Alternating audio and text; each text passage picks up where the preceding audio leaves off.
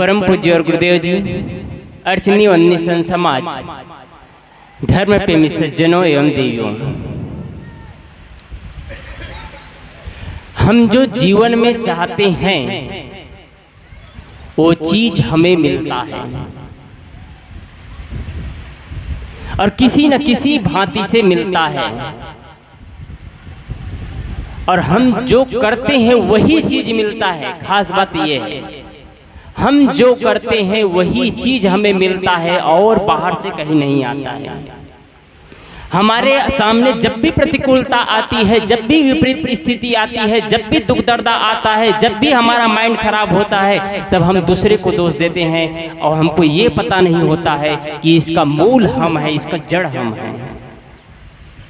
किसी ने गाली दिया और हम तुरंत गाली देते हैं, ये नहीं जानते हैं कि हम गाली का उत्तर गाली से दे करके हम गाली को शांत नहीं कर सकते हैं।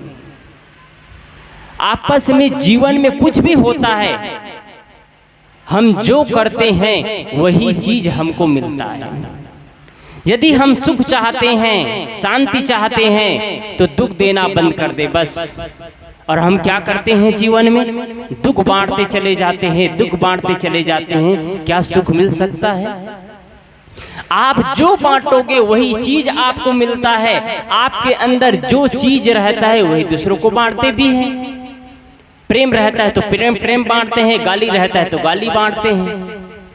और हर व्यक्ति के अंदर जहर भरा हुआ है, और वही जहर को मार करके अमृत बनाने का काम ये सत्संग है।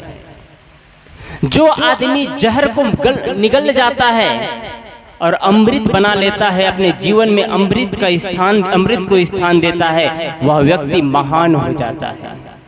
उस व्यक्ति का जीवन संवर जाता है। और हम यही काम नहीं करते हैं। हम गाली का उत्तर गाली से दे करके हम अपनी में महानता समझते हैं। गाली का उत्तर गाली नहीं होना चाहिए। एक आदमी ने पत्थर मारा, हमने भी पत्थर मारा, विवाद बढ़ती चली जाती है। और जीवन में यही हो रहा है, जीवन में सफलता नहीं मिल रही है। आपस में एक दूसरे में लड़ाई शुरू हुई, एक शांत होगा, एक तेज बोलते रहे, कब तक लड़ाई चलेगी? यहाँ पीछे लड़ाई हो रही थी, यदि एक के साथ दूसरे की लड़ाई हो रही है और वही सामने वाले चुप हो जाते तो एक कितना देर तक बोलता रहता? कुत्ता भौंकता है रास्ते पर, हाथी चलता है, हाथी को कोई प्रभाव नहीं पड़ता है, कुछ नहीं बोलता है। कुत्ता कब तक भौंकता है? शांत हो जाता है। यदि आप जीवन में सुख चाहते हैं, घर में परिवार में सुख और शांति चाहते हैं, तो आप दुख देना बंद कर दीजिए। आप अपने जीने का तरीका बदल दीजिए। आप जो कुछ करते हैं वही आपको लौट करके मिलता है। ये प्रकृति का शाश्वत नियम है। और यदि आप गलत कर्म करते हैं, आपका कर्म सही नहीं है, पाप कर्म करते हैं, उसके बाद में आप लाख देवी देवता मना ले, लाख भगवान भगवती मना ले, कोई देवी देवता, कोई भगवान भगवती आपके काम नहीं आएंगे। ये तो सब बाहर का खिलौना है। हकीकत कहूँ तो ये जितने देवी देवता है, जितने भगवान भगवती है, ये बाहर का खिलौना है। और दूसरे शब्द में कहूँ तो ये बाहर का बिजनेस है, व्यापार है। यदि जीवन परिवर्तन नहीं होता है और सिर्फ हम कहते चले जाते हैं, वक्तव्य करते चले जाते हैं, बड़ी बड़ी बातें होती है, मंदिर में पूजा होती है और जीवन में पूजा नहीं होती है। मंदिर में नवरात्रि आता है तो नवरात्रि के समय माता जी, और घर के माता जी को बाहर किया जाता है। क्या इससे जीवन बदलेगा? मंदिर में पूजा चल रही है, भगवान सब कुछ दे रहे हैं, और दुर्भाग्यवश घर में सब विभिन्न बने हुए हैं। संपत्ति तो बढ़ रही है, क्या प्रेम भी बढ़ रहा है? संपत्ति तो बढ़ रही है, का आपस का इसने भाई और भाई आपस में प्यार से बात कर पाते हैं, देरान और जेठान आपस में प्यार से बात कर पाते हैं, और नहीं कर पाते हैं तो आपका सत्संग सुनना भी बेकार है।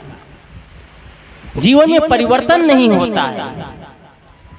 हम जो चीज देते हैं वही चीज हमको लौट करके मिलता है। आज से आप इस बातों को दिल दिमाग में बिठा करके रख लीजिएगा।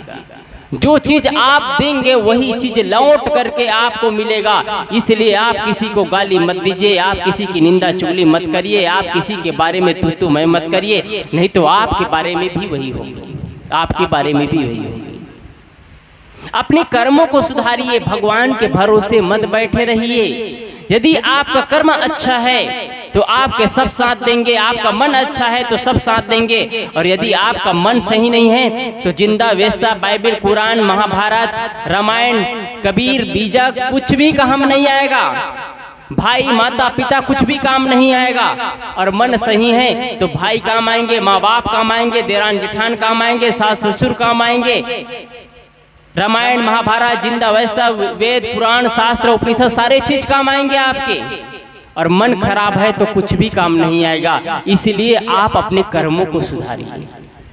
कर्मों को नहीं सुधारेंगे तो कुछ भी काम नहीं देने वाले हैं। और कर्म सही करते जाते हैं तो वही चीज आपको लौट के मिलता है। एक उदाहरण बताऊं मैं, यदि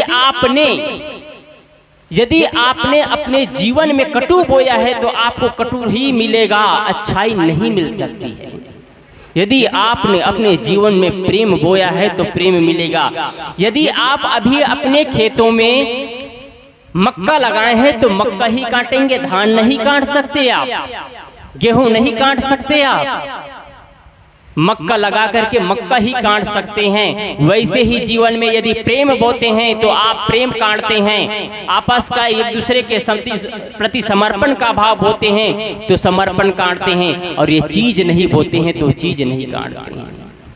आप चाहेंगे कि मैं मक्का बोऊं और मैं गन्ना काट लूं, ये नहीं हो सकता है, ये नामुमकिन है, कभी नहीं हो सकता है। आपके जीवन में जो आज मिलता है, आपके जीवन में दुख मिलता है तो आपने वो दुख बोया है, कहीं ना कहीं वो दुख बोया है, कहीं न कहीं वो दुख रूपी बीज को सिंचित किया है आपने, वही उभर करके आपको मिलता है। और याद रखिएगा, यदि आप आज एक बीज डालते हैं तो उसका कई गुना बीज आपको मिलता है। यदि आप आज एक दुख बोते हैं परिवार के साथ में, अपने घर के सदस्यों के साथ में, पड़ोसी के साथ में, वो कई गुना होकर के वो दुख आपको मिलेगा। इसलिए आप सबसे निवेदन है कि आप दुख मत बोइए, किसी को गाली मत दीजिए, किसी की निंदा चुगली मत करिए, अपने जीवन को बर्बाद मत करिए। आप सत्संग का मतलब यही है, जीवन सत्संग यही है, जीवन परिवर्तन केंद्र। यदि आपने सत्संग में आकर के जीवन को परिवर्तन नहीं किया तो और कहाँ बदल सकते हैं? जहाँ बदलना चाहिए, जहाँ परिवर्तन करना चाहिए, वहां परिवर्तन नहीं करेंगे तो और कहाँ परिवर्तन करेंगे? आदमी की मान और सम्मान की चाहना, तृष्णा, इच्छा, कामना, ये आदमी को बर्बाद कर देती है। हम जीवन को नहीं बदलना चाहते हैं, ऊंचा पद चाहते हैं, ऊंचा स्थान चाहते हैं। हम जीवन को नहीं बदलना चाहते हैं, बस बातों से हम अपनी अच्छी बात कह देते हैं। क्या इससे हमारा विकास हो जाएगा? क्या इतना ही हमारा विकास है?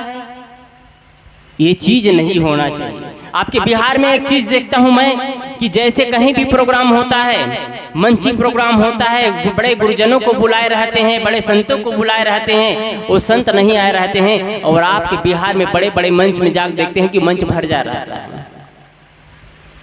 मैं क्षमा चाहता हूं लेकिन बात सत्य है। यदि आपको इनवाइट नहीं किया गया है, आपको नहीं बुलाया गया है, तो उन लोगों को स्थान दीजिए जिन लोगों को बुलाया गया है, उन लोगों के लिए वह स्थान है। आपके लिए व्यवस्था कुछ और किया गया है, आप कुछ व्यवस्था और करेंगे तो वो चीज आप, क्या मंच में बैठने से हमको सम्मान मिल जाएगा? नहीं, कभी नहीं।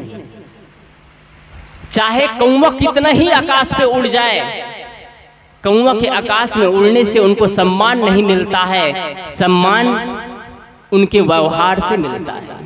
वैसे ही हमारे जीवन में होता है, व्यवस्थापकों को सुविधा हो इस हिसाब से। आप याद रखिएगा, यदि हम ऊंची जगह पर बैठते हैं और जीवन और आचरण हमारा अच्छा नहीं है, हमारा व्यवहार अच्छा नहीं है, आचरण अच्छा नहीं है, तो आपके बच्चे ही आपसे प्यार नहीं करेंगे। आपके बच्चे को शर्म महसूस होगा, मेरे पापा तो है लेकिन बड़े मंच पे बैठते हैं, बड़ी बड़ी बातें करते हैं, लेकिन जीवन तो एकदम शिथिल पड़ा हुआ है। इसलिए आप जो चाहते हैं वो करना शुरू कर दीजिए। आप अपने कर्मों को सुधारिए। आप जो कहते हैं वही मिलता है आपको लौट करके, वही लौट करके मिलता है। आपस में दो बच्चे एक दूसरे एक खिलौना के लिए लड़ रहे थे, खिलौना के लिए लड़ रहे थे। छोटा बच्चा चाहता था ये मुझे चाहिए, बड़ा कहता था ये मुझे चाहिए। लेकिन वहीं पर थोड़ा देर बाद में बड़े बच्चे को समझदारी आती है, और समझदारी आती है वो खिलौना छोड़ देता है। वो छोटा बच्चा वो खिलौना खेलता है, 10 मिनट से 15 मिनट वो खिलौना खिलता है, फिर वो खिलौना छोड़ देता है। वो खिलौना बड़े बच्चे को मिल जाता है। यदि हम जो चीज चाहते हैं धैर्य रखें, कर्मों को सही करें, तो वो चीज मिल जाएगा। मैंने बीच में कहा ये जितने देवी देवता है ना, ये खिलौना है। आपको बुरा लग रही होगी बातें, लेकिन खिलौना इसलिए है जब चाहे हम दुकान खोल देते हैं और जब चाहे हम दुकान बंद कर देते हैं। कैसे बताऊं? जब पूरे भारत देश में कोरोना महामारी का तांडव मचा हुआ था, जब मौत की लाशें गिर रही थी, हर रोज हर गांव से लाश निकल रही थी, तब सारे भगवान के देवी और देवता के दरवाजे बंद थे। कहाँ गए उस समय आपके भगवान? मैं एक प्रश्न करता हूँ, कहाँ गए उस समय आपके देवी देवता? कहाँ गए यहाँ पर ताबीज बांधने वाले, ताबीज देने वाले कहाँ गए? कहाँ गए गले पर बांधते हैं ताबीज, वो कहाँ गए सारे देवी देवता? छिप गए। ये बिजनेस है, आप याद रखिएगा, कुछ नहीं बिगाड़ सकता आपका। अपने बाहों बल पर भरोसा रखिए, अपने बुलंदियों पर भरोसा रखिए, अपने कर्मों पर भरोसा रखिए। अगर आपका कर्म सही नहीं है तो आपका कोई साथ नहीं देंगे। राजा दशरथ के 3-4 पुत्र थे और बड़े योग्य से योग्य पुत्र थे। योग्यता में कोई कमी नहीं थी चारों राजा दशरथ के पुत्रों में। लेकिन जब बुढ़ापा की स्थिति आती है तो तड़प तड़प करके मिलते हैं। उनको एक भी बेटा एक गिलास पानी देने वाले नहीं रहते हैं। कर्म ही खराब है तो कौन कर? उसका जिसे हम राजा दशरथ कहते हैं, उसका भगवान जैसे पुत्र हुए, चारों पुत्र योग्य पुत्र हुए, लेकिन कोई काम दिए? आपका कर्म खराब रहेगा तो आज हम कहीं बैठ जाए, कहीं बात कर ले, कुछ भी कर ले, कोई साथ देने वाला नहीं है। याद रखिएगा, अपने कर्मों को सुधारते जाइए, अपने वाणी को सुधारते जाइए, प्रेम से बोलना सीखिए। यदि मैं कल भी कहा था कि बोलने की कला नहीं आई आपको जीवन में, तो आपसे बढ़कर दरिद्र आदमी कोई नहीं हो सकता है। बहुत बड़ी कला है जीवन जीने की कला, लेकिन शुरुआत करिए बोलने की कला। और बोलने की कला आपके जीवन में नहीं आया तो क्या सीखे आपने सत्संग में? क्या पाया आपने सत्संग में? क्या जीवन में मिला आपको? इसलिए बोलने की कला सीखिए। आपस का प्रेम, यदि आपके घर में प्रेम नहीं है, प्रेम का माहौल तैयार नहीं हो रहा है, तो आप बच्चे को उच्च शिक्षा और उच्च संस्कार नहीं दे सकते हैं। आपके बच्चे आपको पूछे कि आप गले में ताबीज पहने हो, हाथों में ताबीज पहने हो, उससे क्या होता है? आप क्या उत्तर देंगे? सही उत्तर नहीं दे सकते आप। और यदि उसके भरोसे आप बैठे रहें तो मैं पूछता हूं ताबीज देने वाले को कि वो क्या आपके कर्मों को सुधार पाएंगे? आपके कर्मों को आपको सुधारना है। आप किसी के लिए गलत मत सोचिए, थोड़ा भी गलत मत सोचिए। गलत सोचेंगे तो आपको वही चीज लौट करके मिलता है। एक घटना बताऊं मैं। एक बुढ़िया माँ अपने घर में बैठी थी और उधर से एक आवाज आई, राम नाम सत्य है, राम नाम सत्य है की आवाज आ रही थी। बुढ़िया में घर में बैठी थी और सोफा में बैठी थी। आवाज आने के बाद खड़े हो गई और खिड़की से देख रही है। खिड़की से देख रही, इतने में उनके बहू बोलती है, बुढ़िया क्या देख रही हो? अर्थी जा रही है, राम नाम सत्य बोल रहे हैं, तुम्हारे भी अर्थी कब निकलेगी? इतने उनके बहू तेज तर्रार बोलती है।